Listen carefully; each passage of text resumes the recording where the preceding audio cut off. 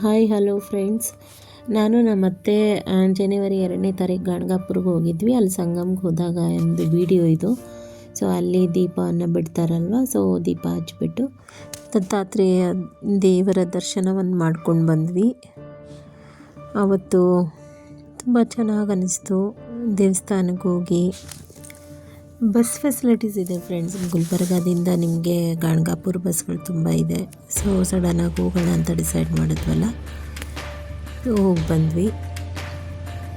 ಇಲ್ಲಿ ಸಂಗಮ, 3 ನದಿಗಳ ಒಂದು ಸಂಗಮಕ್ಕೆ ಹೋಗಿ ಬರಬೇಕು ಅಂತ ಹೇಳ್ತಾರೆ. ಮಾಡೋರೆಲ್ಲ ಸ್ನಾನ ಬೇಕಾದರೆ ಮಾಡ್ತಾರೆ. ಇಲ್ಲಿ ಸ್ನಾನ ಮಾಡೋದೇನು ಪ್ಲ್ಯಾನ್ ಇರಲಿಲ್ಲ, ಬಟ್ ಆದರೂ ನಮ್ಮತ್ತೆ ಇಲ್ಲ ಸ್ನಾನ ಮಾಡ್ತೀನಿ ಅಂತ ಅಂದರೆ ನಾವೇನು ಎಕ್ಸ್ಟ್ರಾ ಬಟ್ಟೆ ತೊಗೊಂಡು ಹೋಗಿರಲಿಲ್ಲ.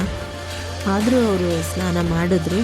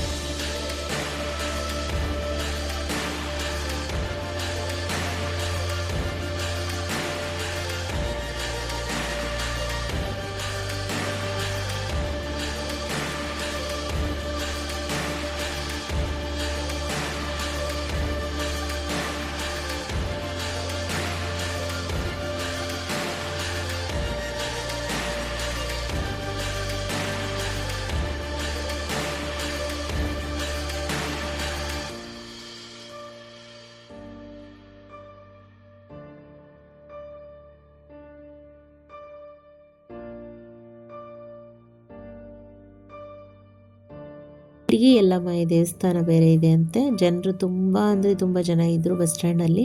ಯಾಕಂದರೆ ಇಟಗಿ ಯಲ್ಲಮ್ಮ ದೇವಸ್ಥಾನ ದೇವಿಯ ಒಂದು ಜಾತ್ರಾ ಮಹೋತ್ಸವ ಇತ್ತು, ಅದಕ್ಕೆ ಜನ ತುಂಬ ಬರ್ತಾ ಇದ್ದಾರೆ ಅಂತ ಬೇರೆ ಆಟೋದವರು ಹೇಳಿದರು ನಮಗೆ.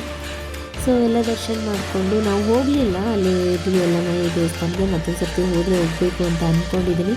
ಅವಾಗ ಹೋದಾಗೂ ಸಹ ನಾನು ವೀಡಿಯೋ ಮಾಡ್ತೀನಿ ಫ್ರೆಂಡ್ಸ್. ಸೊ ಈ ವಿಡಿಯೋ ನಿಮಗೆ ಇಷ್ಟ ಆದರೆ ಲೈಕ್ ಮಾಡಿ, ಶೇರ್ ಮಾಡಿ, ಕಮೆಂಟ್ ಮಾಡಿ. ಸೊ ಮುಂದಿನ ಫೋಟೋಗಳನ್ನು ನೋಡ್ತಾ ಈ ವಿಡಿಯೋ ಫುಲ್ ವಾಚ್ ಮಾಡ್ತೀರಾ ಅಂತ ಅಂದ್ಕೊಂಡಿದ್ದೀನಿ. ಓಕೆ, ಸಿಗೋಣ ಮುಂದಿನ ವಿಡಿಯೋದಲ್ಲಿ. By friends.